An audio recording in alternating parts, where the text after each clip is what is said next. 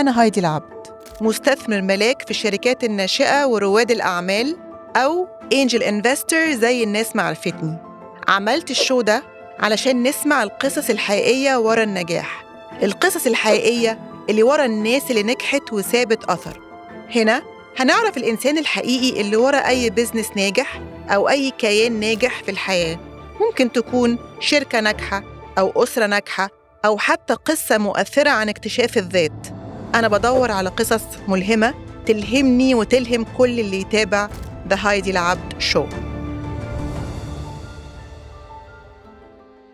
بتقول إن الفلوس دي لا تساوي شيء وفي نفس الوقت هي بتساوي كل شيء. بلاش أنا أبقى أنا رئيس البنك، لأن أنا مش بتاع إن أنا أبقى في حاجة اسما رئيس وما بعملش بس حاجة. الدور ما بتعملوش سوري. كما يجب. إحنا عاملين ثورة فكده نقدر نقول بنك معلومات بقى، مش بنك الطعام، ده بنك المعلومات الغذاء. تكنولوجي في خدمة الإنسانية.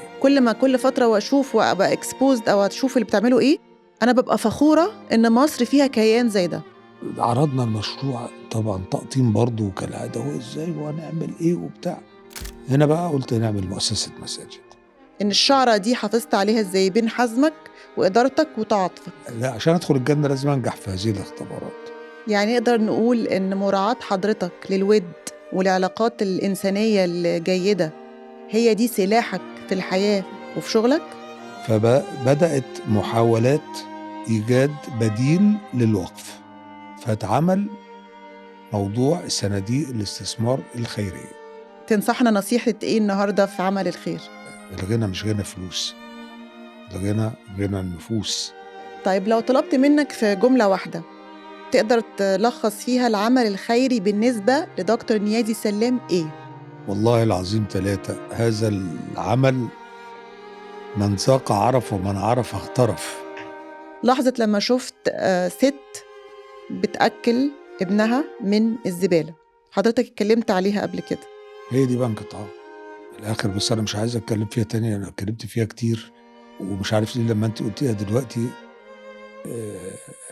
يعني تأثرت بشدة.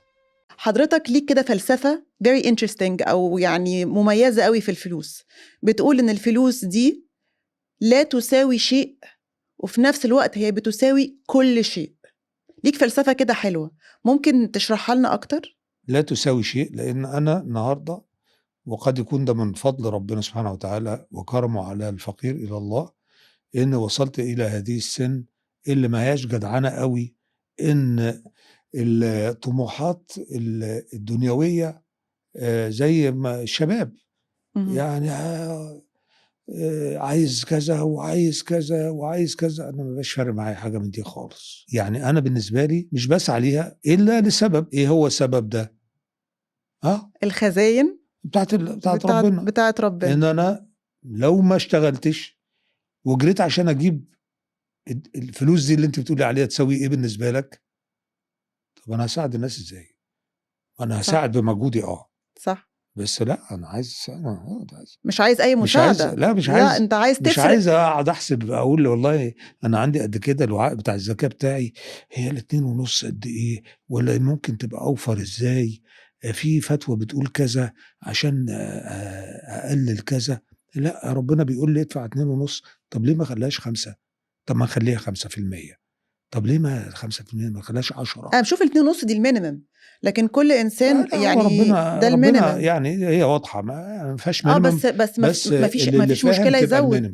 طبعا المينيمم ده اللي فاهم. يعني ليه؟ أعتقد كده. لأن أنت أديتي زكاتك طلعتيها صح، اللي هي ربع العشر 2.5% زكاة المال. اللي بعد كده إيه؟ صدقة. الصدقات. طيب أنا النهاردة ربنا افترض عليا 2.5%. ده الطبيعي، ده العادي. ده العادي. ده العادي. طلعت 2.5% وأنا كده في السليم وقابل ربنا، عملت اللي طلبه مني كويس، الحمد لله رب العالمين. لا، نعلم الناس. يا ريت نعلم الناس. لازم يبقى عندك حافز، لازم تتشبه بربنا سبحانه وتعالى في بعض صفاته، وده مطلوب في كل حاجة. لما نقول الرحمة، الرحمن، الرحيم، الكريم، طبعا دلوقتي ربنا قال لنا طلع 2.5، فأنا بعمل إيه؟ دي بقى اللي هنعلم الناس. فاتح دفتر، أنا بعمل كده، وإن شاء الله يعني مش هقول محتاجة فتوى، لا أنا طبعا عارف أنا بعمل إيه، و يعني من فضل الله سبحانه أنا هنقل اللي اتقال لي للي هيعمل كده، تبقى مشكور، مشكور، ربنا يشكرك. هي المفروض ما حال عليه الحول، وابتدي احسب، صح؟ صح. يعني باجي اخر السنه، والله ايه اللي بقاله سنه حال عليه الحول قد كده، اطلع عليه قد كده. لا، انا بطلع مقدم. مقدم يعني ايه؟ يعني انا السنه بتاعتي بتنتهي 30 او 29 رمضان، مم. السنه الجديده تبتدي 1 شوال، خلاص؟ شهر شوال بطلع للي للسنة جاي، اللي قدام. وهكذا شهر شهر شهر شهر. باجي لو انا مثلا بحمد ربنا سبحانه وتعالى، يعني الحمد لله. طلعت زكاتي وخلاص قفلت، وانا مثلا في نص السنه بقف؟ لا، بكمل. انا مقسمها بشكل معين، انا عارف، انا يعني عامل نظام لنفسي، بقسمها على شهور السنه. هفترض ان 70% او 75% من زكاتي وصدقاتي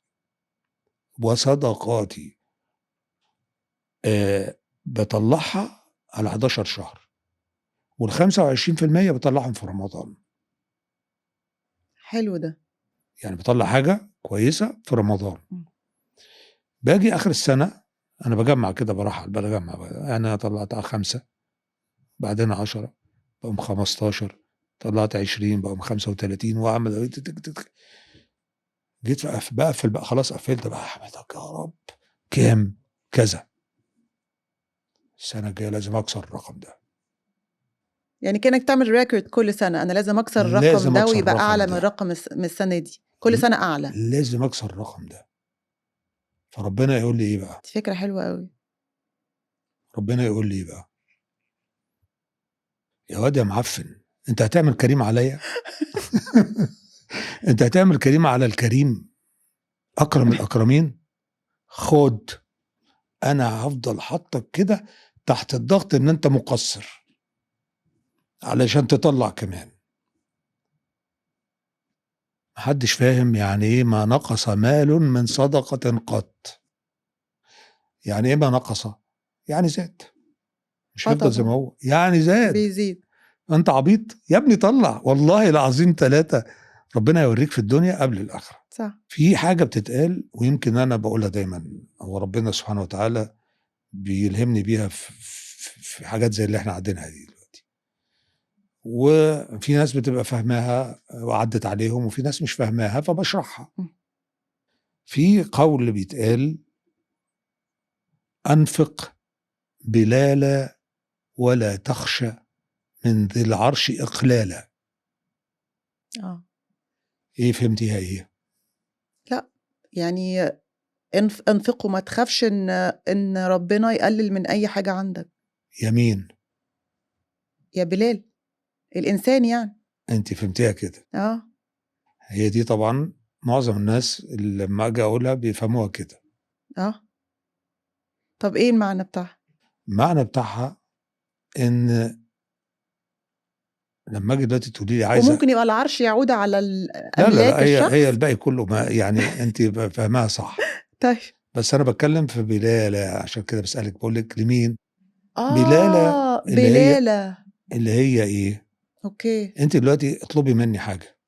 طيب، حضرتك ممكن تنصحنا نصيحة ايه النهاردة في عمل الخير؟ ممكن تنصحنا بحاجة، صح؟ هو السؤال كده. تنصحنا بحاجة بس يعني في أنا عمل هقول لك الخير. لا، لا. بقول لك لا. مم. فلا، لا يعني ما تقولش لا.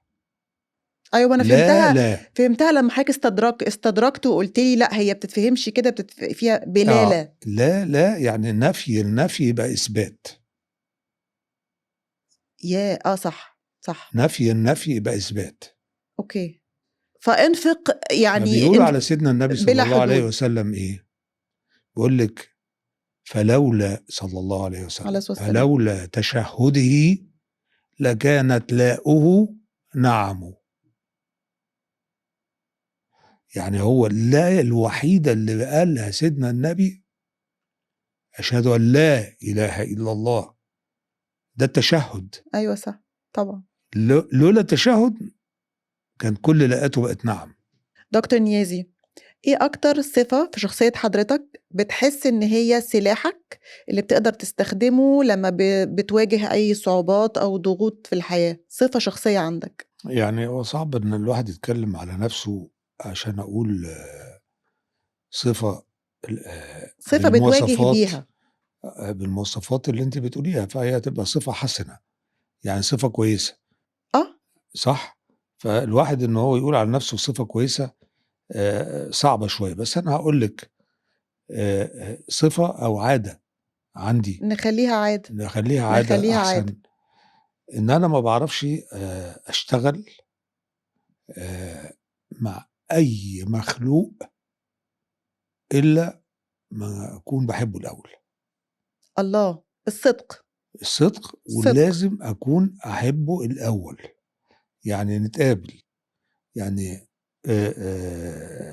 أنا مش باحب هايدي مش هاجي، مش هاجي. طيب أنا باحب هايدي ومعاملاتنا في الإطار ده، والنبي لو طلبت عينيكِ هتدّيها لي. مثال، أنا بابني بيتي، فاللي بيشتغلوا في البيت آآ نقّاشين، على كهربائية، على بنا، على مش عارف إيه، سباكين، على بتاع، لازم أحبه. بتحب كل الناس اللي تشتغل في البيت؟ باحبهم ليه؟ عشان أنا قابلتهم، اللي حصل الكيميا اشتغلت، وأنا دايمًا بادخل على اللي قدّامي من ناحيتي بحُسن نيّة وبحُب، فعلى طول رَد الفعل اللي قدّامي هيبان، ده حيطة، سَد، يا إما هيبادلني نفس الشعور، بادلني نفس الشعور، بيستمر هذا الشعور إلى ما شاء الله. بالحُضن، اللي أنا باقول عليهم دول، هذه المِهَن، بالحُضن، منجِّد، أي حد. طيب إيه النتيجة؟ إيه النتيجة؟ الشغل يطلع ما حلو. بنا ما مش محتاج إن أنا أفاصل معاه. مثلًا تعالَ حصل حاجة عندي، مشكلة، هافترض يعني معلش كلّها افتراضات دلوقتي، عندي نشأة في الحيطة، عندي قفلة في الكهربا، ألو، إزيك يا فلان، مش عارف إيه، يا حبيبي، يا باشا مش عارف باقول لك والنبي عندي ييجوا لك كذا، جري. والله آه. العظيم لو في أسوان، لو في حلايب وشلاتين أو في أي شغل يسيبه وييجي لي، ليه؟ علشان الحب اللي بيننا وبين بعض، مش عايز أقول أي صفة، يعني أنا باقول لِك هي عادة، عادتي أنا كده، عادتي. لأ، بس هي عادة آآ حلوة أي وحميدة. حد، أي مخلوق باتعامل معاه، خلّينا ندّي عشان تبقى أوضح شوية، اتفضل. آآ شغلي طول عمري أساسًا اللي أنا يعني بارع فيه شوية التسويق، البيع، التعامل مع التُجّار، فباتعامل مع تُجّار مصر كلّهم، أنا ما عنديش أي مشكلة إن أنا باروح له لغاية عنده، لو محله قد كده ومحله فيه بضاعة مش مكفّية إن إحنا نقعد جوّه عشان هو بيبيع جملة، أقعد معاه على الرصيف ما عنديش مشكلة. اطلب لي قهوة من القهوة اللي جنبه ونقعد نشربها مع بعض، حبينا بعض، بنحب بعض. آآ وقفت معاه وقفة جدعنة في حاجة، بس وقف معايا كتير، هو مش هو حاططني أنا أولوية، دي شغلي، حاطط نفسه لأ مش هيشتغل مع حد تاني إلا أمّا يستأذني أو لأ، طالما أنا قادر أدّي له اللي هو عايزه مش هاخد من حد تاني، دي أنا هاقول بقى حُب الناس، يعني إن إحنا بنحب بعض، مش من طرف واحد، لإن لمّا أقول حُب الناس ليّا أعوذ بالله، لأ، أنا باحبه، يعني أنا المبادرة جات منّي، إن أنا فعلًا باحبه، فده مفتاح أصعب قفل ممكن تواجهيه. يعني نقدر نقول إن مراعاة حضرتك للوِد والعلاقات الإنسانية الجيدة هي دي سلاحك في الحياة وفي شغلك؟ مش هاقول سلاح علشان ما باستخدمهاش كسلاح، نقول درع؟ مستحيل أستخدمها كسلاح، إنما باستخدمها آآ أداة؟ في معاملاتي في كل معاملاتي، سواء بقى سميتيها أداة، سميتيها إنك درع، سميها prioritize أو بتدّي أولوية للحفاظ على العلاقة الإنسانية. بالضبط كده، بالضبط كده. طيب هل حضرتك في تجربة شخصية ممكن تكلّمنا عنها، تجربة صعبة كنت متخيّل إن هي كانت يعني مش هتخرج منها وكانت في الآخر خير وغيّرت لك حياتك 180 درجة؟ لأ، هي ما فيش حد ربنا ما بيختبرهوش، ومش عايز أقول الابتلاء موجود في الدنيا، أنا باحب أسميه اختبار أكتر، لإن الاختبارات دي عشان أنجح لازم أنج لأ، عشان أدخل الجنة لازم أنجح في هذه الاختبارات. طبعًا. ف أي مشكلة باعدّي فيها مهما كانت صعوبتها، فباحاول إن أنا آخُدها رقم 1 بالرضا، وإن إيه اللي أنا ممكن أعمله في الموقف ده. طَب أنا لا حول ليّا ولا قوة إلا بالله، ربنا سبحانه وتعالى. طَب أيوه أنا مرّيت وما زلت، وما زلت في موقف معيّن. الرضا. أنا ما زلت في هذا الموقف اللي أنتِ بتقولي لي. لحد دلوقتي؟ طَب ما أيوه، ينفعش نتكلّم عليه. يعني أنا في موقف معيّن ممكن مش أي حد يقدر يتعايش معاه أو يتحمّل أو يعني ممكن في مفهوم. آه، إمم. فإن الواحد يتعامل معاه وياخد ومجرّد إن أنتِ ترضي، وده اللي أنا باجاهد نَفْسي فيه، ترضي، تصبري، ربنا بيدوّقِك حاجات وبيورّيكِ حاجات عمرِك ما تحلمي بيها، فبيحصل التوازن ده ما بين ال الألم والمتعة، حاجة غريبة، والله العظيم حاجة غريبة، أنا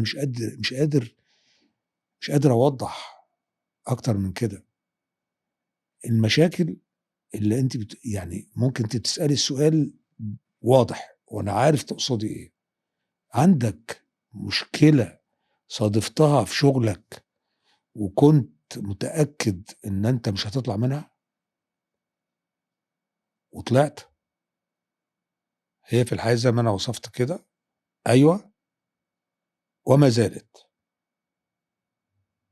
وأتمنى ربنا وعندي يكتب لك دايمًا الخير بُصّي، دايمًا. ودايمًا عندي اليقين في ربنا سبحانه وتعالى، هو القادر ونعم بالله، المقتدر القدير، ونعم بالله. وأنا عند ظن عبدي بي، فإن ظن خيرًا فخير، إن ظن غير ذلك فله، وتفاءلوا بالخير تجدوه، صح.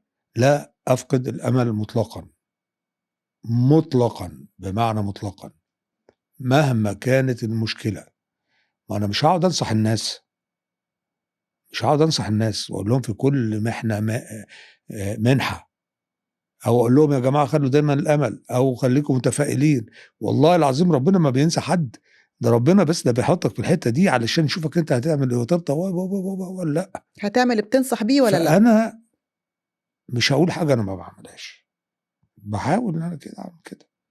طيب صادفتك حاجة من اللي أنت قُلتها دي؟ أيوه، أنا باقول لِك أنا عايش، أنا عايشها. عايش، عايشها، وباحمد ربنا وراضي، وراضي، ما هو ده الاختبار، هو ده الاختبار.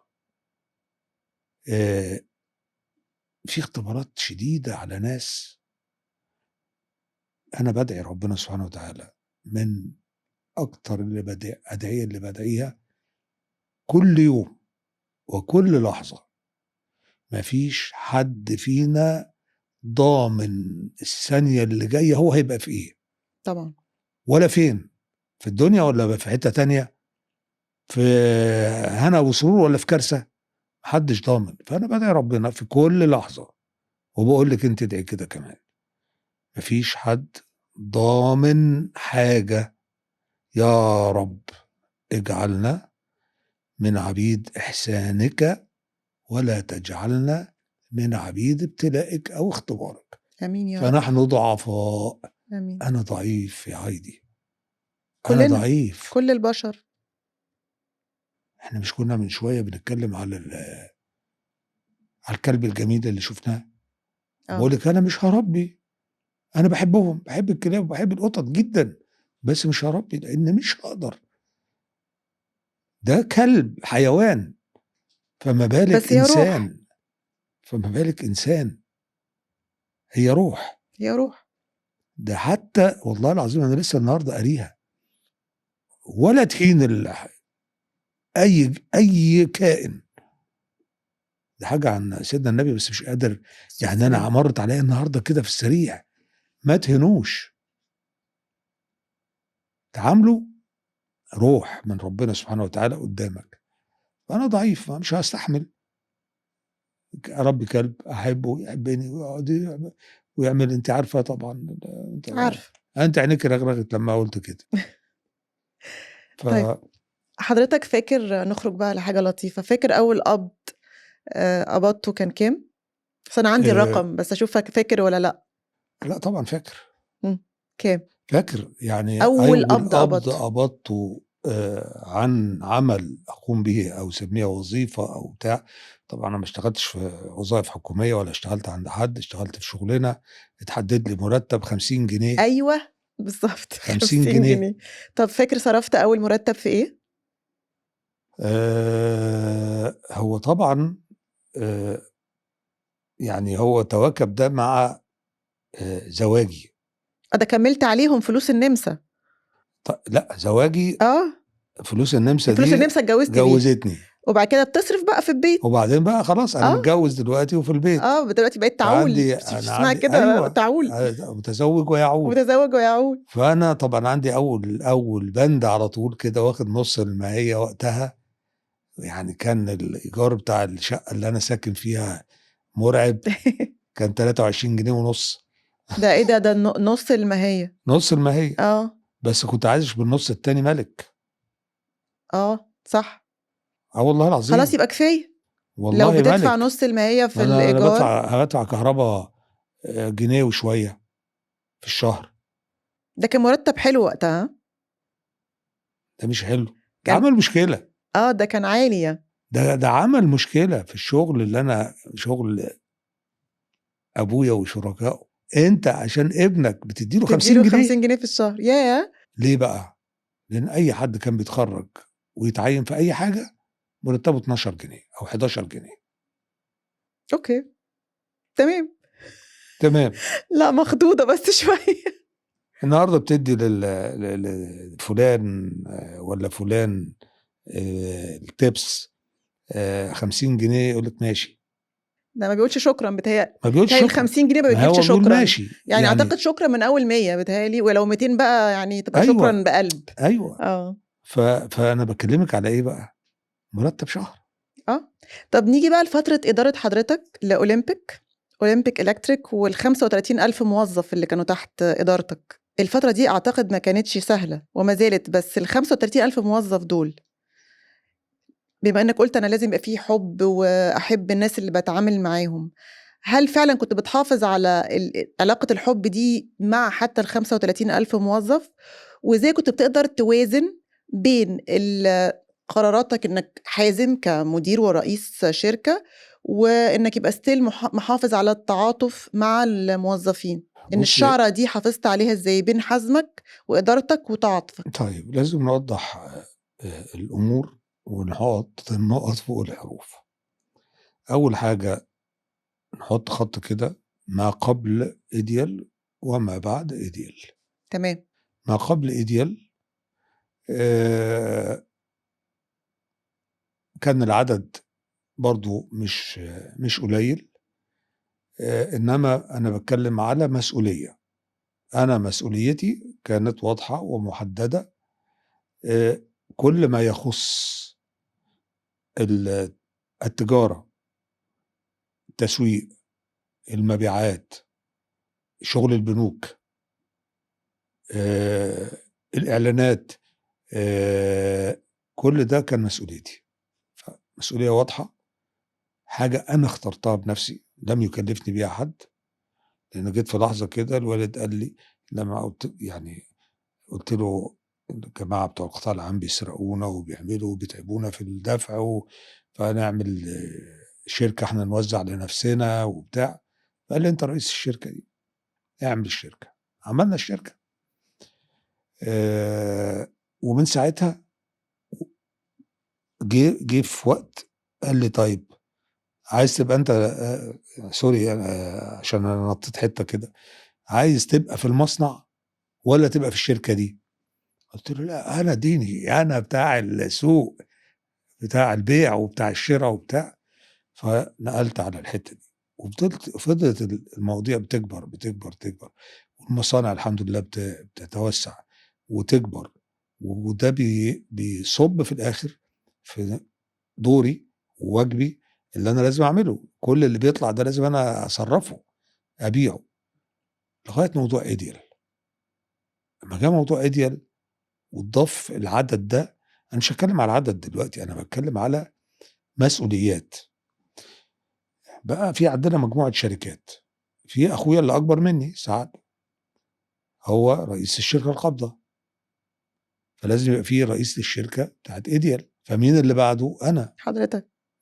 أنت هتبقى رئيس حاضر يا جماعة، بس أنا موافق بس بشرط، إحنا داخلين على مغارة علي بابا، مش على مغارة علي بابا، إحنا داخلين على مجهول، إحنا مش يعني إحنا اشترينا الشروة دي وإحنا مش عارفين إيه جواها، لا طبيعة الناس اللي بيشتغلوا ولا المصانع دي حالها إيه، هي كانت طبيعة البيعة دي كده، إجبار، تاخدوها هتاخدوها كده، نقول لهم طب نبُص هي كده، أنت ونصيبك. فلمّا كُلِّفت إن أنا أرأس هذه الشركة، والشركة دي شركة من الشركات العملاقة اللي في مصر، إيه اللي كان بيبقى رئيس مجلس الإدارة بتاعتها؟ النقلة اللي بعديها على طول، خدي بالِك دي حكومة، قطاع وزير؟ عام، وزير الصناعة. وزير. أنا بقى دخلت على القصة دي قبل ما أقول أوكي، قُلت لهم بس بشرط 1، 2، 3، 4 فلان هيساعدني في كذا، وفلان هيساعدني في كذا، وفلان وأنا عليّا كذا، أنا ما اتعاملتش مع العدد ده كله، طب اللي اتعاملت معاهم أنا رئيس الشركة، باتعامل مع قيادات، بادخل وألِف وأنزل وأشوف المصانع وأعدّي على الناس وأحب فيهم ويحبوا فيّا، وممكن يطعنوا فيّا، يطعنوني في ضهري، أشكال وألوان ما لا أنزل الله بها من سلطان، عدد مهول، طبيعة مختلفة تمامًا، القطاع الخاص حاجة، القطاع العام حاجة، طبعًا. القطاع الخاص صنع إيديّا وحياة عينيّا، صح. الناس تربيتنا، صح. ولادنا، ولادنا يعني ولاد المكان، دول اللي إحنا داخلين عليهم. مش هو اللي هم داخلين علينا، إحنا دخلنا عليهم، متعودين على طريقة وإحنا داخلين بطريقة، فقصة كبيرة جدًا، فكان لازم الناس اللي مسؤولة اللي معايا اللي هيشيلوا كل واحد يعرف يتعامل في الحتة بتاعته، فأنا قُلت والله لو كذا وكذا وكذا هيتم، تعظيم سلام أنا لها، أنا بقى إيه خدت بقى حتة اللي باقول لِك توقّفت مع نفسي ساعتها.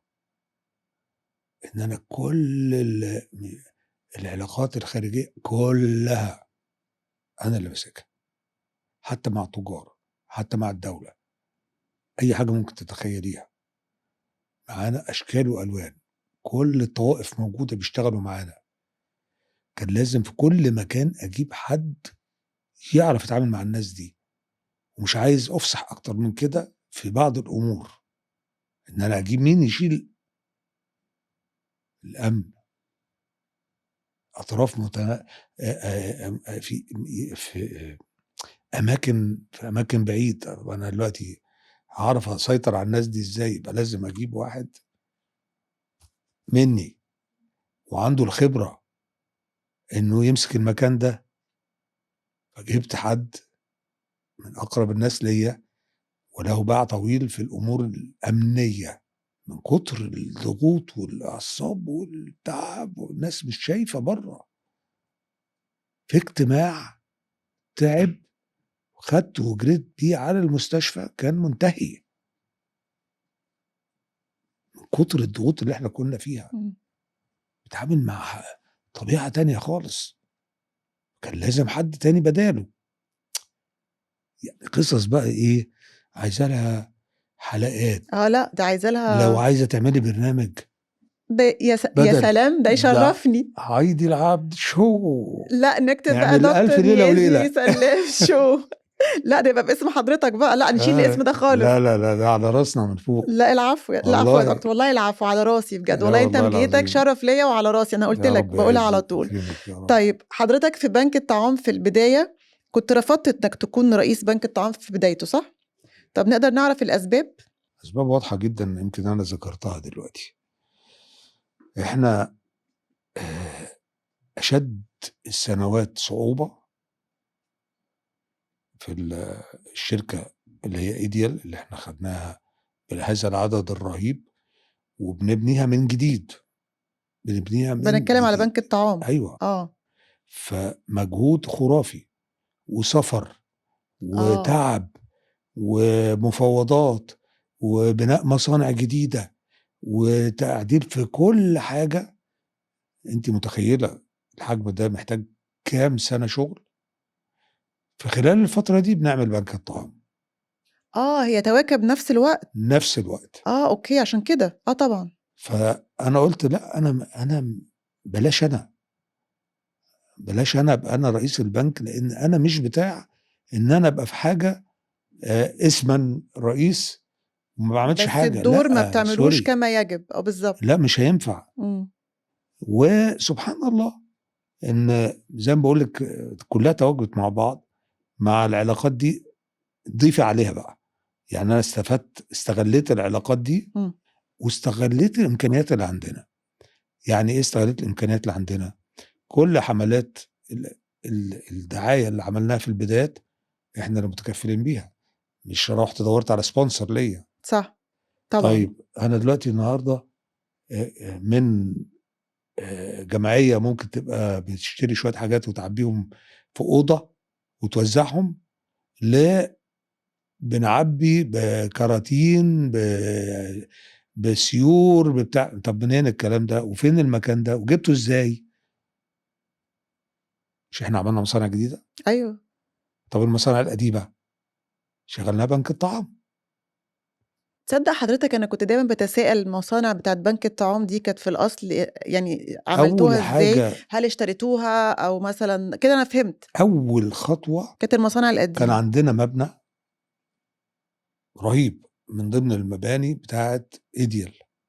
المبنى ده كان فيه عيب خطير، إحنا استلمناه كده. مبنى طويل وكبير جدًا والأرض هبطت. إحنا استلمنا القصة دي كده. ideal ما بتستعملش المبنى ده، والمكان الوحيد اللي ممكن يستخدم الدور الأرضي، ده الوحيد اللي ممكن يستخدم. إمم. فإحنا آثرنا السلامة الأول، وبعدين جِبنا ناس قالوا لأ ممكن تستخدموا الدور الأول ما فيش أي مشاكل، الدور الأرضي بس. طب استغلّيناه في إيه؟ بنك بنك الطعام، الطعام. بنك الطعام. وتشوفي بقى كمية العربيات بتاعة المتطوعين الجُمال، أشكال وألوان وهُم بييجوا عشان يعبّوا ويعملوا فين؟ في مدينة نصر، في المبنى اللي أنا باتكلّم عليه ده. آه. طَب المبنى ده آآ يقلق شوية، لازم نهدّه. يعني خلاص إحنا كconstruction. بقى قررنا مش هينفع كده، أوكي. لازم يتهد. كان مصنع من المصانع التانية خلاص عملنا المصنع الجديد في العاشر. اهم. فالمصنع اللي في شُبرا اسمه مصنع شُبرا، مساحة بتاعة مثلًا 16,000 متر والمباني بتاعته كويسة. قديمة بس كويسة، نقلنا كل المصانع هناك، كل ده بقى اسمه بنك الطعام. إحنا من فضل الله سبحانه وتعالى إحنا دلوقتي منتشرين في مصر كلها، ممكن الناس بتشوف بنك الطعام في أماكن غريبة جدًا، وباتكلم على الhead لإن office كمان. ما هو المبدأ الhead office مع المصانع إحنا في التجمُّع. إمم. إحنا دلوقتي عندنا أنا رُحت المبنى ولسه ده، بنطلب اتشرّفت بمقابلة دكتور مُعز شُهدي هناك. أنتِ شُفتِ شُفته المكان ده؟ ده latest، ده لأ آخر إحنا بقى واحد. كمان خدنا الأرض اللي جنبينا وبنيناها نفس قد دي بالضبط، آه. وبرضه ضاق بينا المكان والشغل، فبنطلب بقى الأرض اللي جنبيها كمان الحمد لله لسه ما تمِّش التصرُّف فيها، والحمد لله عندنا سوابق كويسة بالنسبة لهم، يعني الجهاز والوزارة، إن إحنا بنعمل شغل عالمي مش لا، لأ، شغل هو عادي. والله لأ، بأمانة عالمي. والله لا، العظيم، لأ، وبعدين إحنا مش فعلًا. موجودين هنا والله بس. شيء مُبهِر. أنا باشوف يعني كل فترة وأشوف وأبقى exposed أو أشوف اللي بتعملوا إيه، أنا بابقى فخورة إن مصر فيها كيان زي ده أنا بصراحة. عايز أقول لِك على حاجة، الحمد لله رب العالمين، من أكتر الحاجات اللي أنا فرحان بيها حاجتين في بنك الطعام، اللي هم أحدث حاجات. رقم 1، إحنا طبعًا عندنا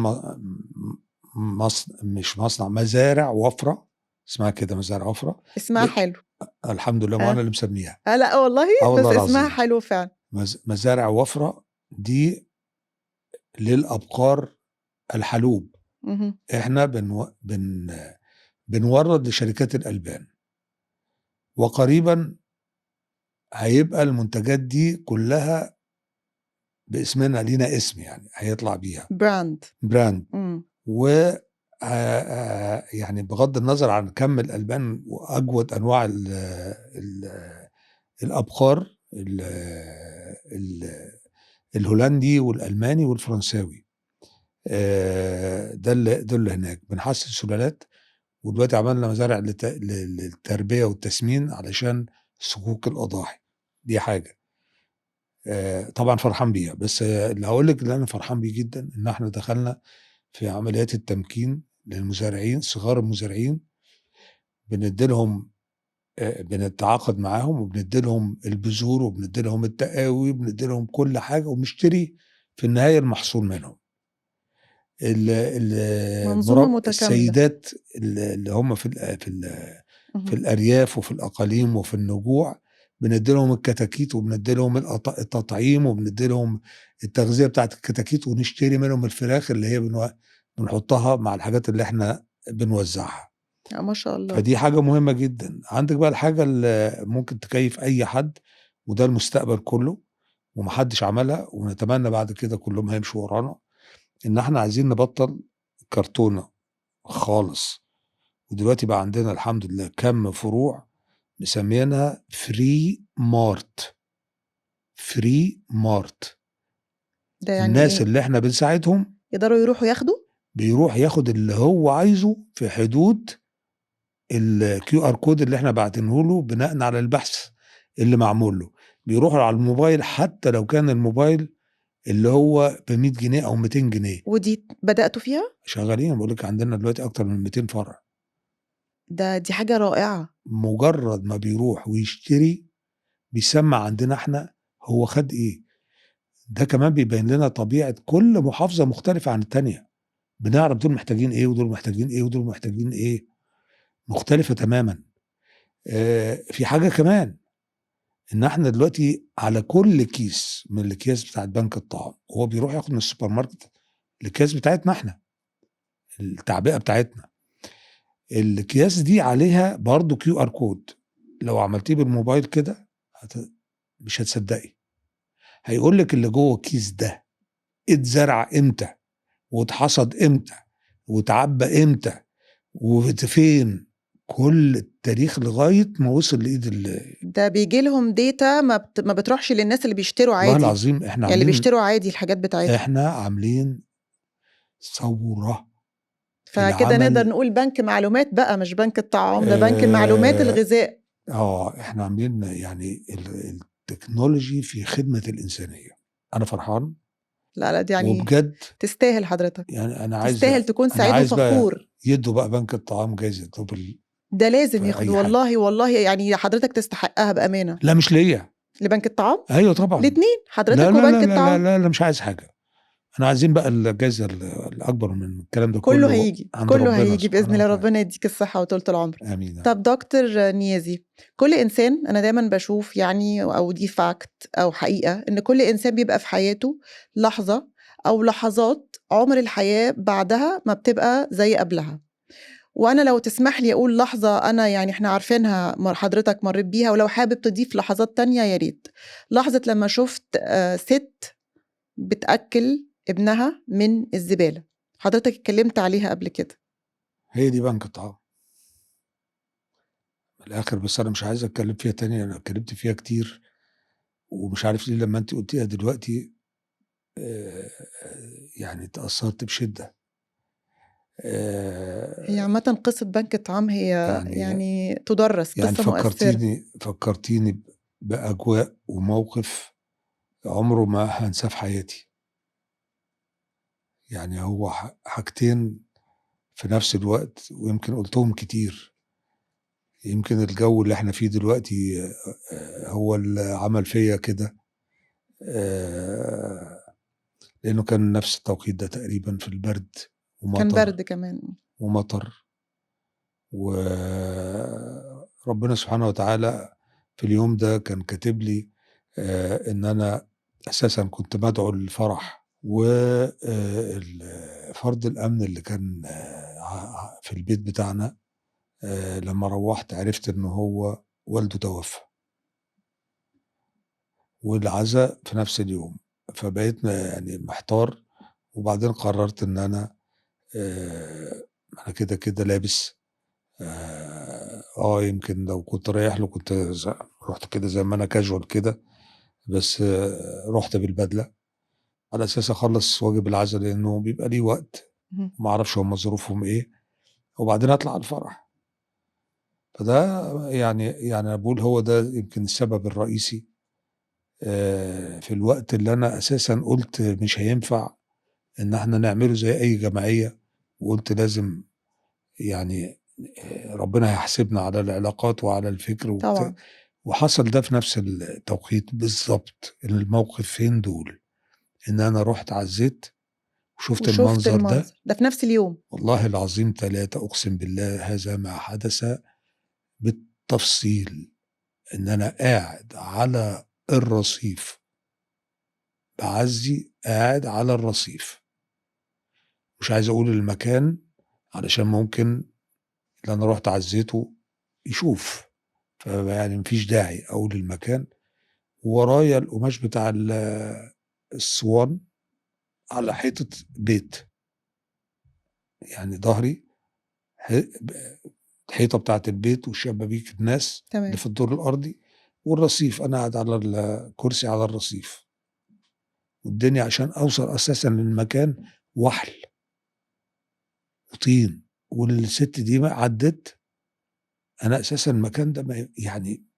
ما أعتقدش إنه ينفع يتاخد حاجة من الأرض تتاكل، يعني ما فيش، أنا ما أعرفش هي جابت إيه من الأرض وادّيتها للطفلة اللي على كتفها، منظر أنا اتسمّرت والله العظيم 3 ما بقيت عارف أنطق ولا عارف أعمل حاجة، وما أعرفش إيه اللي خلّاني اتثبّت مكاني، حاجات بقى في دماغي، طَب أنا لو قُمت، طَب دي تبقى إهانة للناس، طَب هيفكّروا فيّا إزاي، لو قُمت ادّيتها حاجة يبقى اتمنظر يعني، مش عارف إيه، ما عملتش حاجة خالص، زي ما أنا قاعد مذهول ولا عارف أعمل حاجة. خلّصت العزا ماشي بالعربية، كل دماغي في المنظر ده، المشهد ده وتأثيره عليّا إيه. رُحت على فين بقى، فين؟ فرح، ده كان قبل الفرح. ده قبل الفرح على إمم. طول، فطلعت من هناك على الفرح، وما أدراكِ بقى. ودي كانت نقطة هو في التحوّل. هي الساونا اللي بيقعدوا في السخن وبعدين ينطّوا في المَيّة ساقعة، هي كانت كده، اليوم ده كان كده. هو كده، آه. هو أنا بالنسبة لي اليوم ده كان كده. صح. طبعًا أنا ما عرفتش أنام اليوم ده، دي بقى مع ودي دي، كانت بداية دي مع مرحلة دي خلاص لأ ما بنك ينفعش. الطعام. لازم يعني دي تتصلّح، ودي قد ما نقدر نساعد فيها. دي تتصلّح اللي هي إيه، الأكل والأطباق والopen buffet والحاجات دي. طَب هيروح فين الكلام ده بعد كده؟ اللي بيتساب في الأطباق ده هيترمي. طَب يبقى لازم نعمل الثقافة بقى نع ن ن لأ ن وعملتوها، عملنا، عملتوها بشكل. عملنا وربنا يبارك له مُعِز في الحتّة دي، عمل دكتور شغل مُعِز بحُكم شُهدي عمل قصة كبيرة في القصة يعني دي. الbackground بتاعه في الhospitality فنادق أعتقد وسياحة، في الفنادق لو وكده. وصل إن هو الحمد لله كانت عالميًا فكرة عبقرية. صغّروا حجم الأطباق. يعني كانت الأول أطباق كبيرة كده، صغّروا حجمها. يعني أنت مهما مليت مش هتاخد هتملى أكتر نُص اللي كنت من بتاخده، اللي كنت فاللي بتاخده. هيترمي الهالك ده لإن ما أولى بيه ينفعش. ناس تانية تاكله آه، نضيف وكل ومتعبي الفائض بقى، مضبوط. يعني في فضلات اللي في الأطباق دي بتترمي، كده، كده بتترمي. الفائض أنتم بقى اللي على بتاخدوا من البوفيهات، الفائض السليم، أنا عارفة. السليم. السليم اللي وعلى ما فكرة اللي بيعبّوه الstaff بتاع اللوكندات لأ دلوقتي. أنا عارفة، أنا أنتِ عارفة. عارفة القصة دي لأ كويس. طبعًا. طب حضرتك بما إنك واحد من أشهر وأنجح رجال الأعمال في لا، مصر لا، لا، والشرق الأوسط ونقول لا، العالم لا، لا، كمان. لا، لا، لا، لا، لا، لا. حضرتك تقول كده بس أنت في عين الناس كبير أوي، يا رب فربنا يبارك يكرمك في دايمًا عمرِك يا رب، ويكتب لك الخير كله يا رب. ربنا يعلّي قدرِك. يا آمين يا رب. وحضرتك إزاي بتدعي لي الدعوة دي، ربنا طب يكرمك يا رب. والله ربنا ربنا يعلّي يرزقك من قدرِك يا رب. الخير كله عاجله وآجله. اللهم آمين. آمين يا رب.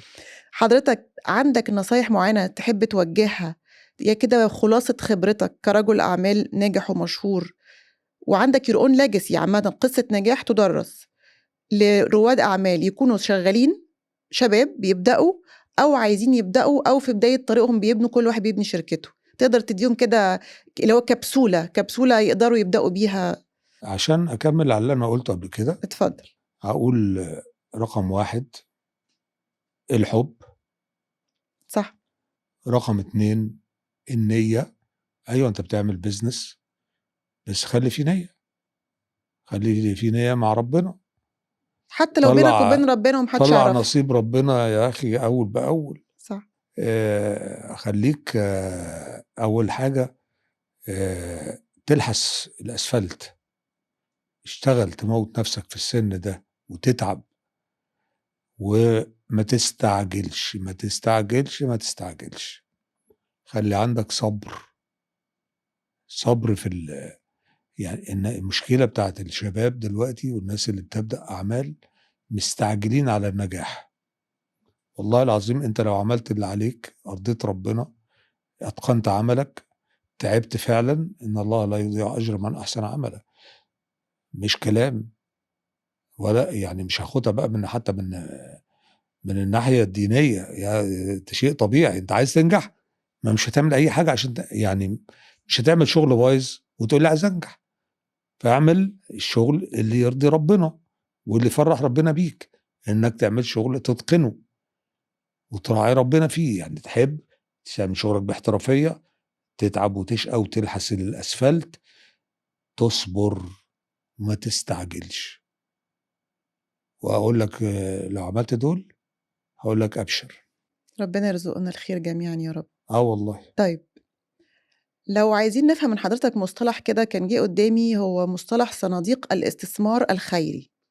أنا فعلًا عايزة أفهمها، يعني وأكيد برضه الناس اللي بتشوفنا تحب تفهمها، يعني إيه صندوق استثمار خيري؟ والناس ممكن يعني تتبرع للصندوق ده إزاي أو يستفيدوا منه إيه، أو يعني إيه الكيان ده؟ حاجة جديدة بالنسبة لي it's هاعمل a new term يعني. هاعمل زي البرامج، في برامج كتير أقول إيه، شكرًا لحضرتِك إنِّك سألتِ هذا السؤال. يعني يا رب إن شاء الله يبقى السؤال ده سؤال مهم فعلًا جدًا، مفيد. جدًا، جدًا. فأنا هاقول أتمنى إن أنا أقولها في عجالة سريعة علشان عارف إن أنا باطوّل في الشرح. لا، لأ، اتفضل فهاقولها حضرتك. هاقولها في عجالة سريعة. إحنا آآ ناس كتير بيحبّوا يعملوا حاجة لله، اللي هو إحنا بنقول عليها صدقة جارية. صح. وفي نفس الوقت عشان أدّي لها المصطلح السليم الآخر، هاقول يعملوا وقف خيري. أوكي. وقف خيري.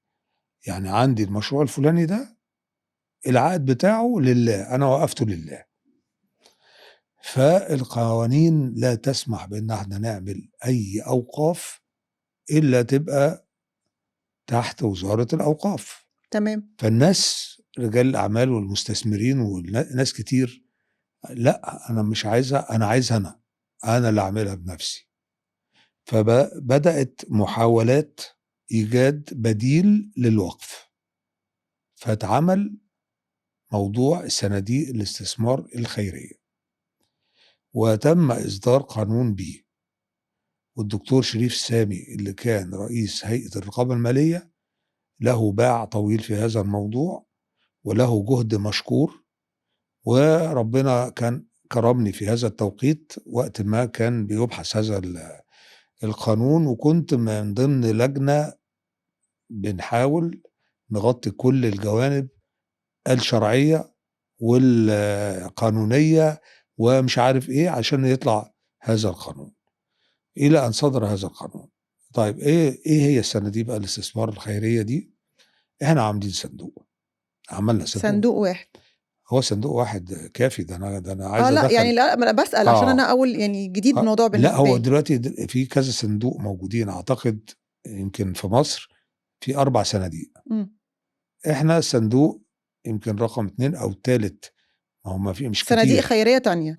استثمارية خيرية. في اوكي. حاجة للمعوقين، العائد بتاعه للمعوقين، وفي واحد اعتقد للتعليم، وبتاعنا ده احنا مسمينه صندوق الاستثمار الخيري برضه انا ولادنا. حضرتك بتنقي اسامي فعلا حلوة ومعبرة الحقيقة. ولادنا عشان احنا حلو. نغطي كل ما يخص ولادنا. وعلى فكرة اتمنى ان شاء الله، يعني انا مخطط لحاجة واتمنى وحاسس ان انا هنجح فيها باذن الله، ان انا هدخل مؤسسات اخرى معانا في الصندوق، ما يبقوش بس بنوك الخير دي من ضمن المؤسسين اساسا دلوقتي، وفي مؤسسين تانيين هيئات يعني او شركات، وفي افراد. فانا عايز ادخل مؤسسات تانية، مش قادر اقول الاسماء عشان ما يبقاش تدبيس على الهوا ولا واحنا لسه في طور، بس مؤسسات مصر كلها تفتخر بيها. طبعا. نقاوة النقاوة اقولها لك بعد ما نخلص مين هم. عبارة عن زيه زي اي صندوق استثمار عادي. يعني ايه زي اي صندوق؟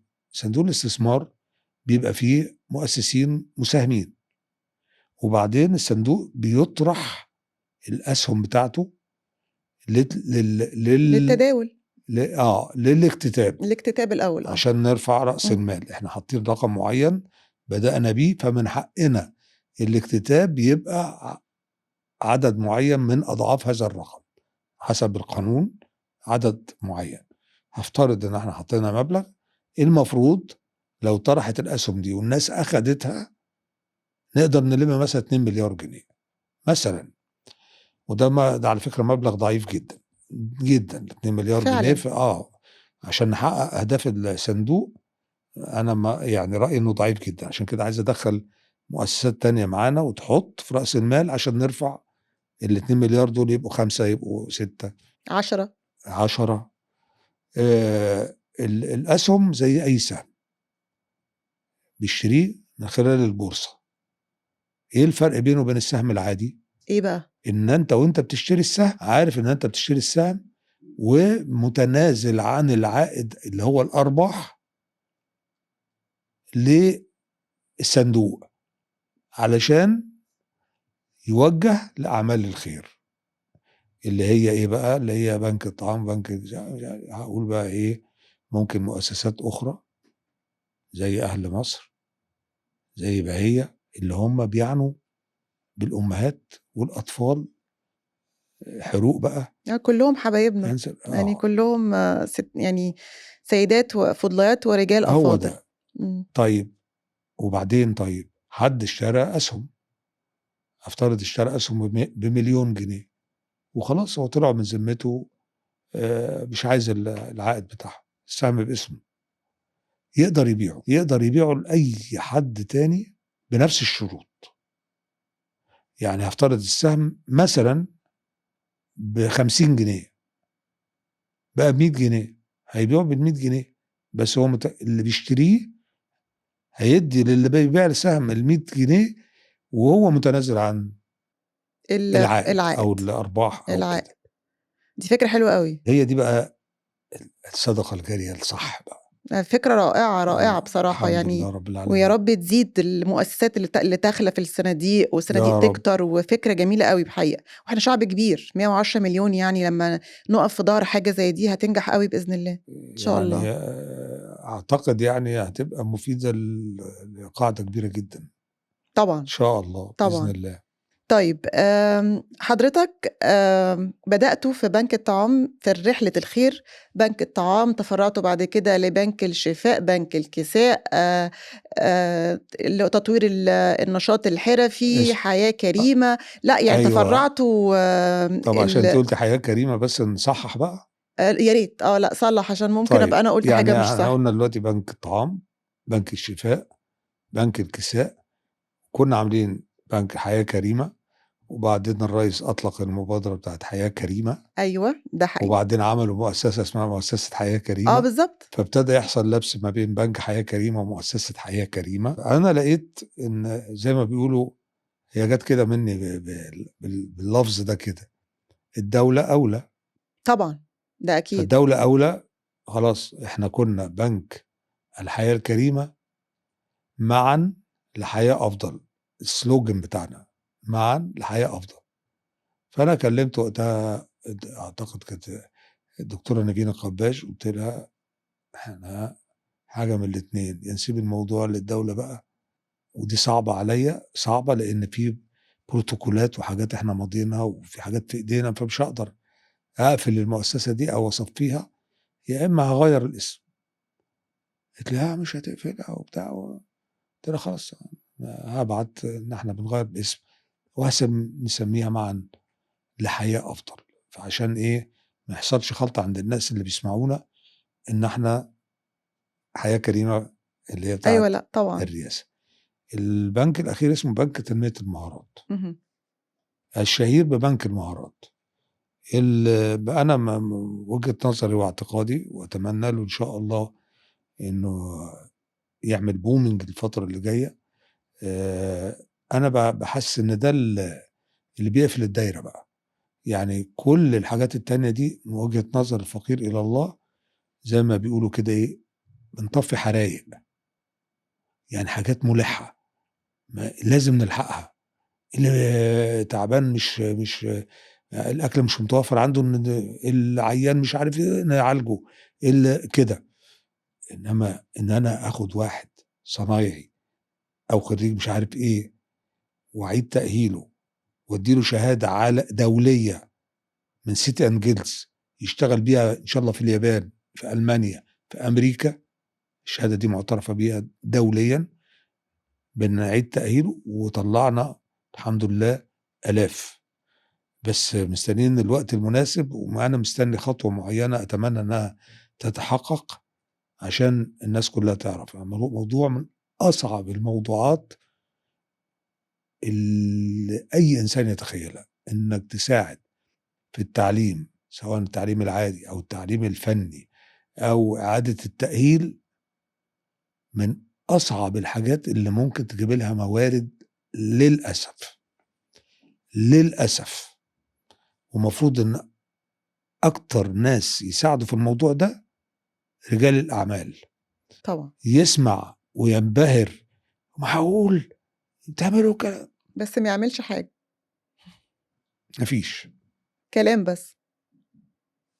يعني ربنا يعني يرزقهم إن هم يعني النور ييجي في مخّهم كده، ويبدأوا هم كمان والله يبقوا مع العظيم حضرتك رجال لو أعمال اللي أنا مش بتقوم بدور أو مسؤولية مجتمعية الحقيقة. أنا مش يعني لو أنا أقول لِك مثلًا نموذج لحد من آآ كانوا بيشتغلوا وإحنا خدناهم وعملنا لهم إعادة تأهيل وخدوا الشهادة، هافترض إن دخله كان 5000 جنيه، النهارده بيخش له في 40,000 جنيه.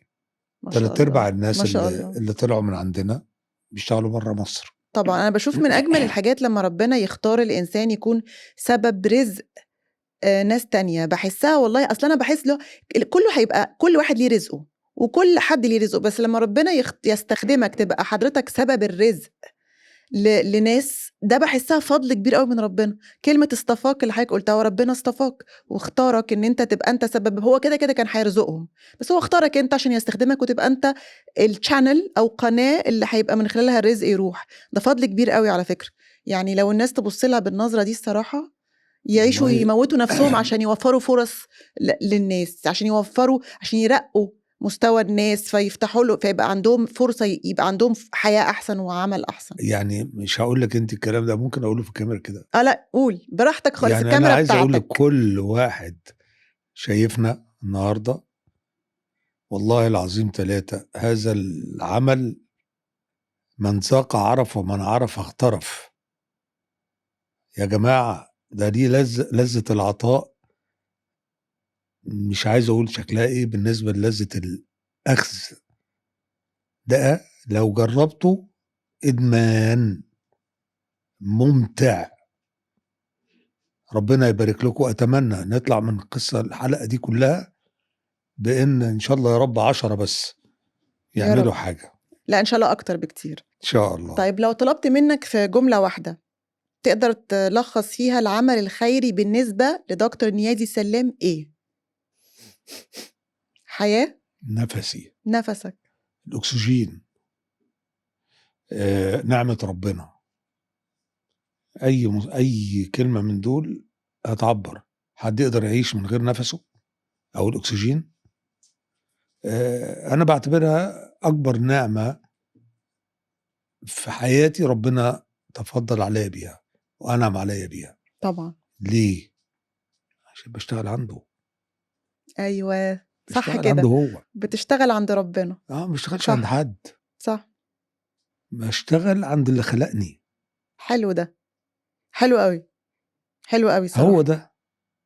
إيه رؤية حضرتك للعمل الخيري يعني في المستقبل القريب؟ هل في بعد كل المؤسسات اللي اتكلمنا عليها حاجة كده مستخبية ما نعرفش عنها حاجة، أو حابب الناس تعرف عنها، أو حاجة لسه بتعملوها؟ أصل حضرتك على طول مفاجآت، يعني كل شوية تفاجئنا ببنك، كل شوية ففي بنك أو في مؤسسة خيرية جاية في الطريق؟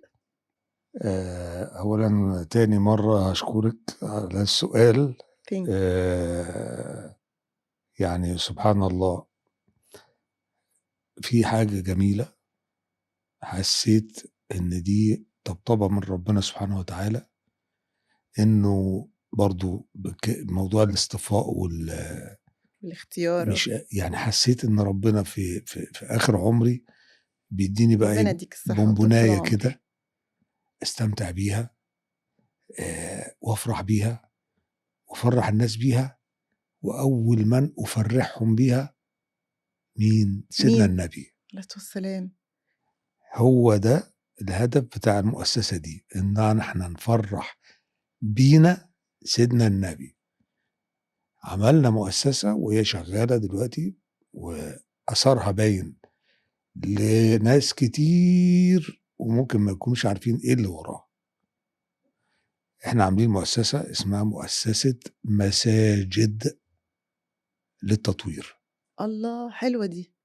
معروفة باسم مؤسسة مساجد، برضه الفقير إلى الله اللي سمّاها. لأ حضرتك طَب أساميك إيه، فعلًا اشمعنى جميلة. مساجد يعني؟ إيه الاسم ده؟ ربنا سبحانه وتعالى أراد للفقير إلى الله إنه آآ ألاقي نفسي متعيّن في مجلس إدارة مسجد سيدنا الحسين.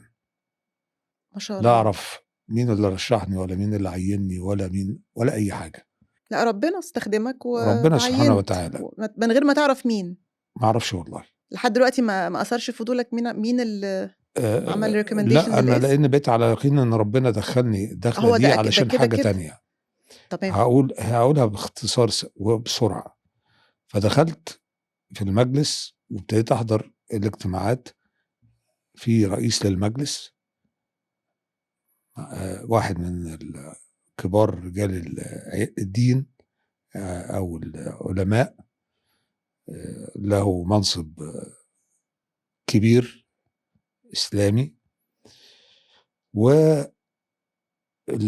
في الحاضرين يعني قليلين أوي اللي هم أنا كنت جديد على المجلس، أو يعني يمكن أنا وبيتهيأ لي لوحدي اللي كنت جديد على المجلس ده، والآخرين كلّهم يا إما أعضاء من الدورات اللي قبليها، ومعظمهم رجال دين. فأنا دخلت وابتديت إيه، يعني أسمع الأول، أنا هاخش أقول إيه، هافهم بس المواضيع، جلسة، 2، 3، لأ ما ينفعش، يبقى لازم نعمل كذا، خدي بالِك أنا فين، مسجد سيدنا الحسين، ما ينفعش، ابتديت أقول رأيي، يعني مش عايز أخبّط في حد، بس مضطر يعني إن أنا أقول، لإن لقيت بقى بيتلقّح كلام، يعني يا زبي أنت بتقول إيه، مش عارف إيه، بقى ده إحنا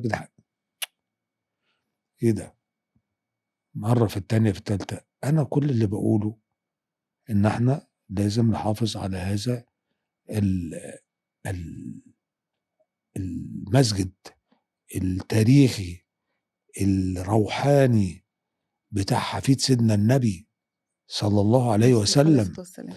لازم يبقى حاجة تليق بيه وتليق بسيدنا النبي ونفرّح بينا سيدنا النبي، ما ينفعش يبقى بالمنظر ده والشحاتين وبِدَا الرقص برّه وعلى بتتباع وشِيَش وقهاوي ما ينفعش، فلازم نعمل موارد تطوير، لجنة لتنمية الموارد ولجنة لتطوير تطوير. المسجد ونطمن على حالته. فبرضه نفس الطريقة. آآ فجه في مرّة آآ حصل برضه الطريقة اللي هي فيها كده يعني مش عايز أقول التعبير، يعني إيه اللي أنت بتقوله ده وبتاع، قُلت له: "أنا عايز أعمل لجنة لكذا ولجنة لكذا رسمي بقى." قال لي: "خلاص طالما أنت شايف كده اعملهم وشيلهم أنت بقى كده، خلاص أنت تبقى رئيس." قُلت له: يعني إحنا بنرمي على بعض؟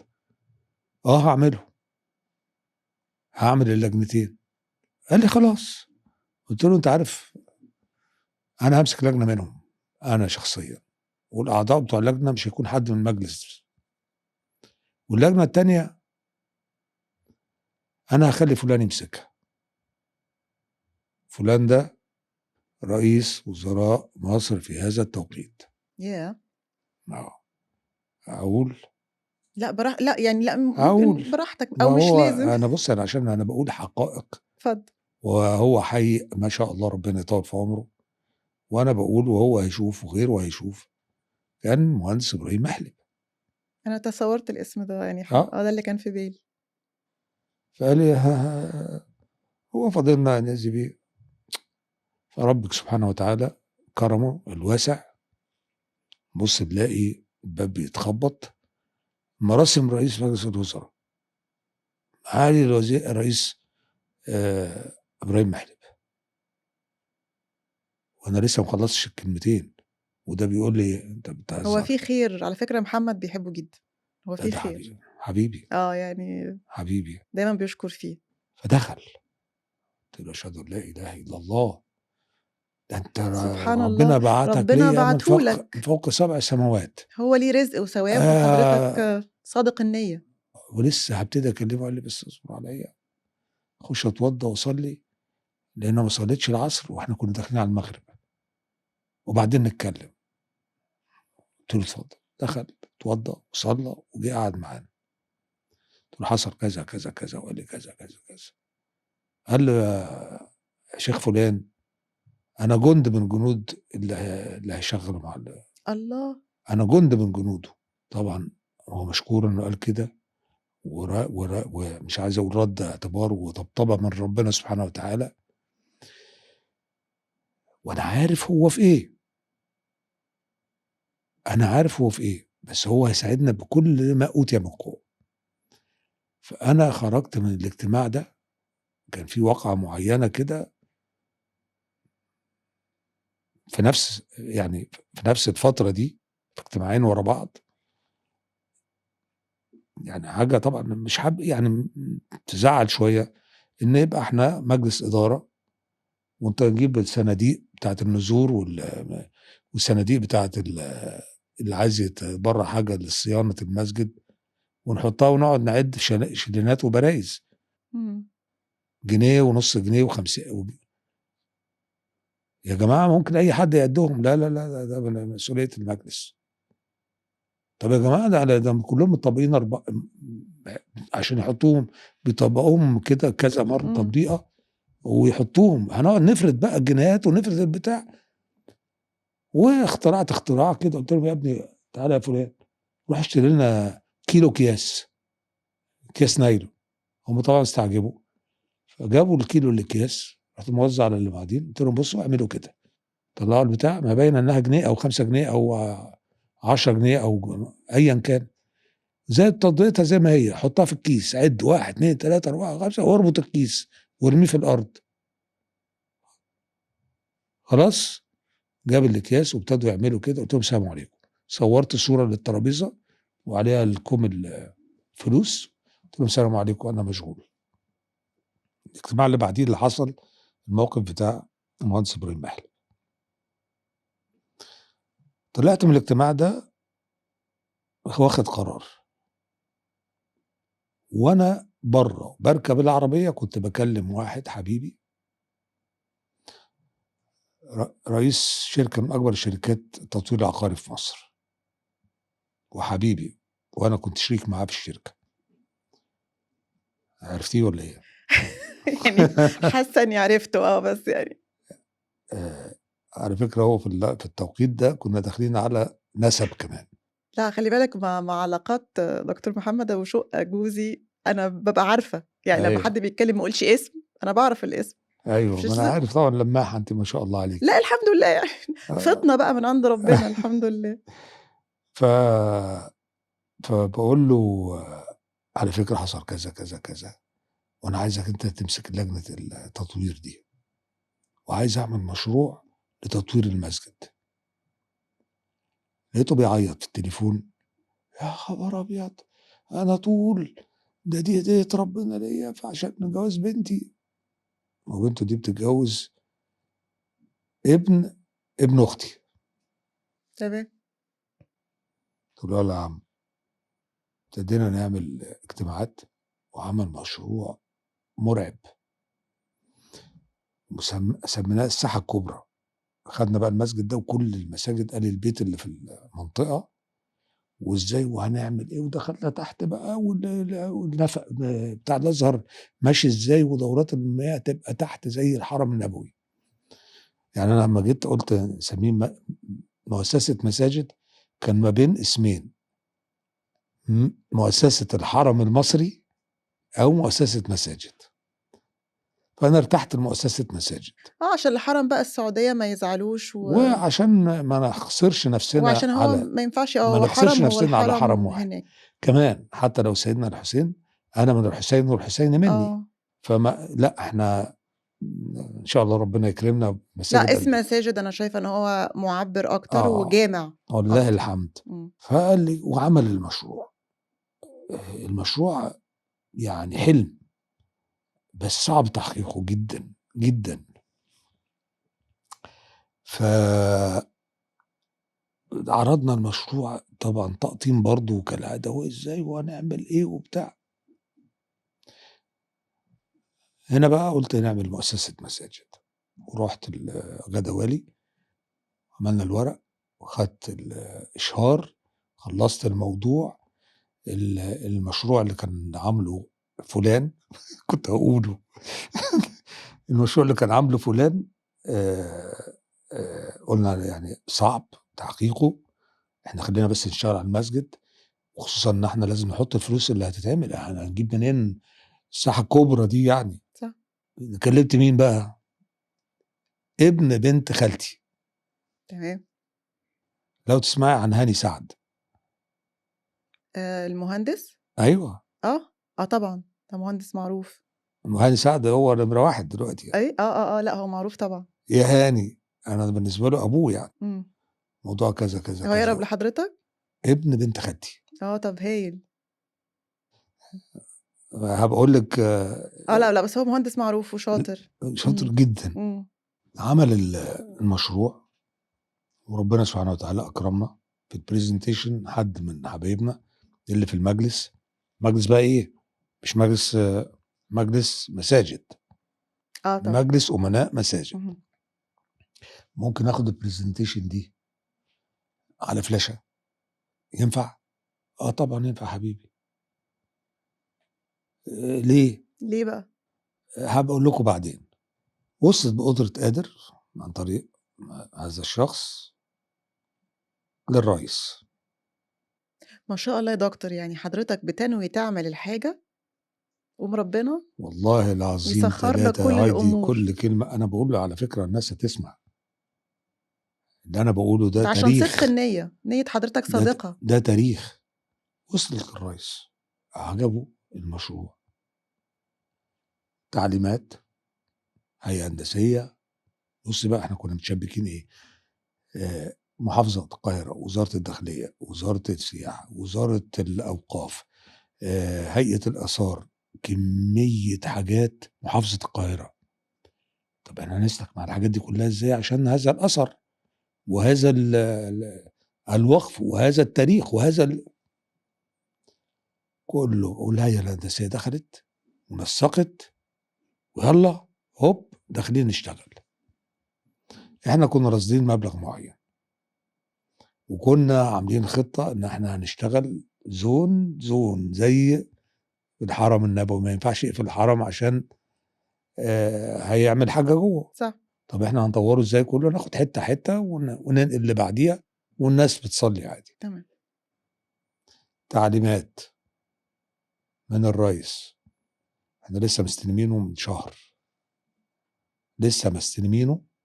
وفاضل شهر على رمضان، واحنا ناويين ندخل مش هنعمل مشكلة. وكان انا كل همي ان الساحة اللي قدام المسجد نضمها للمسجد، لان دي كانت مصيبة واوكار وحاجة فظيعة. فالتعليمات جت، يعني الاولانية ساعدوهم شغلوا. تاني حاجة المسجد يتفتح اول رمضان يتصلى فيه. الدنيا كلها اتقلبت الحمد لله رب العالمين، وخلصنا. مسجد اتفتح وتصلى فيه اول صلاة تراويح في رمضان من 2 سنين. بعديها دخلنا على السيدة زينب، على السيدة نفيسة، على معانا دلوقتي حوالي 14 مسجد من مساجد آل البيت. أنا كنت قريب، مش قريب يعني رمضان اللي فات هناك وصراحة انبهرت. يعني الحمد دلوقتي لله. وحضرتك بتتكلم وأنا ما كنتش فاهمة إيه سر يعني التطوير ده. حضرتك شرحت لي بقى إيه سر التطوير، يعني كمان الحسين بالذات كان بالنسبة لي رائع، هو مبهر طبعا من الحقيقة. فضل ربنا سبحانه وتعالى. والسيدة نفيسة كمان جميل قوي، السيدة بتجدد نفيسة قوي. طبعا إمكانيات الدولة اللي احنا كنا راصدينه ده يعني لا يسوى شيء، بس في اللي اتعمل. احنا النهارده مسؤولين عن الصيانة والنظافة والإدارة باين والأمن قوي. يعني هتروحي من 2 سنين لو رحت النهارده هتلاقيه كأنه لسه معمول النهارده، هتروحي بعد 10 سنين هتلاقيه كأنه لسه معمول النهارده. لا حاجة رائعة بصراحة. الحمد لله ربنا رب يجعله في ميزان عايزين بس الناس حسناتكم. بقى اللي بيسمعونا كده أرجو إن هم لا يعني ربنا يجعله في ميزان حسناتك وحسنات كل اللي هدية اشتغل لسيدنا معاك. النبي بقى طبعا عليه الصلاة إن شاء والسلام، الله. عليه أفضل الصلاة والسلام. بارك الله فيك. يعني أنا اللقاء حقيقة مش عايزة أخلصه، بس أنا عارفة إن وقت حضرتك قيم جدا، وأنا مقدرة قوي إن حضرتك جيت وشرفتني ونورتني في البودكاست. ونفسي بقى يعني في نهاية لو تسمح لي في نهاية الانترفيو أو البودكاست، يعني أعتقد إن إحنا النهاردة عرفنا من الحلقة وتأكدنا إن الغنى الحقيقي هو غنى نفوس مش غنى فلوس، وإن النجاح الحقيقي إنك تترك أثر إيجابي في حياة غيرك، وإن العطاء هو أقصر الطريق للرزق الواسع. دكتور نيازي أنت شرفتني ونورتني ودي بالنسبة لي حلقة تاريخية في البودكاست بتاعي. يعني والله يعني لو ما كملتش كفاية حلقة حضرتك، أبقى بس كفاية عملت حلقة معاك. أنت النهاردة يعني الحديث معاك ممتع، ألف شكر بجد. يعني ثانك يو. أنا العفو. بشاهد كل واحد شايفنا بشاهدهم على هايدي.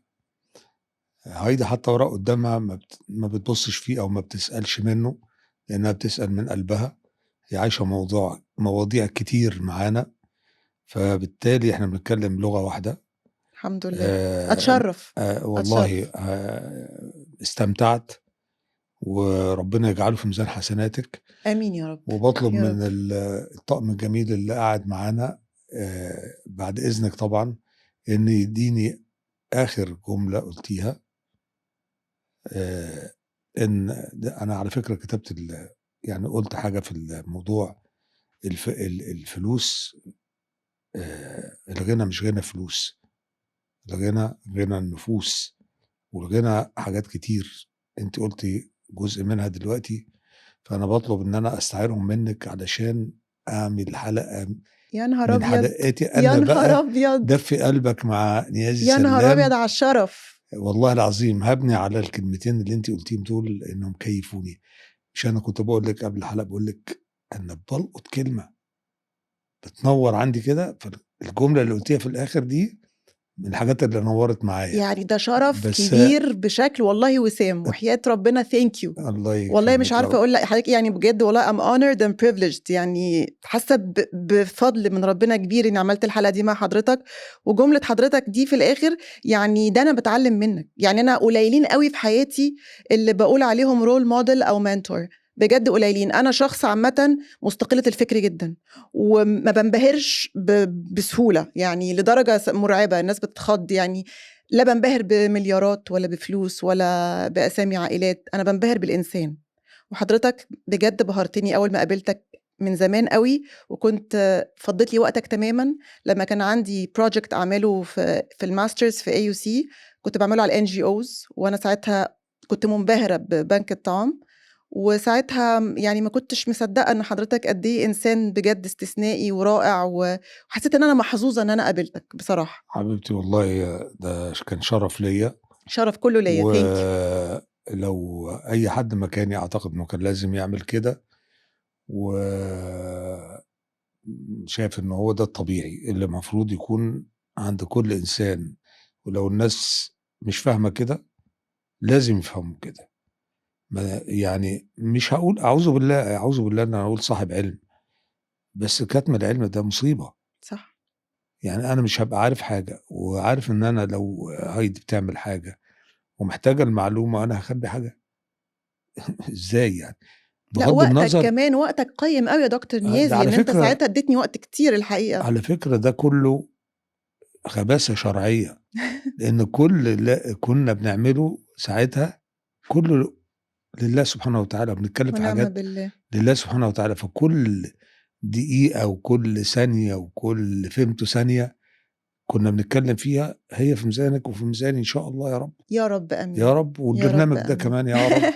يا رب، يا رب آمين. وعقبال كده ما يا رب، يا رب، يا رب على الأقل يعني أنا أصل أنا طماع أوي في الحاجات دي. يعني شوف مثلًا 1M والّا 2M مش عارف في إيه؟ في البودكاست ده. 1M كviews؟ أيوه، يعني أنا باعملهم already يا دكتور. بجد. آه والله. طب أنا قُلت أنت بقى هتبقى 2M. هتبقى أكتر من 2M.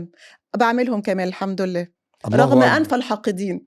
طب نخلّيها بقى كام بقى؟ يعني أنا لأ، دلوقتي بس حلقة حضرتك أنا متأكدة إنها هتعدّي ال2M، أنا متأكدة بإذن الله، يعني عندي يقين يا في رب، الله. يا رب، يا رب.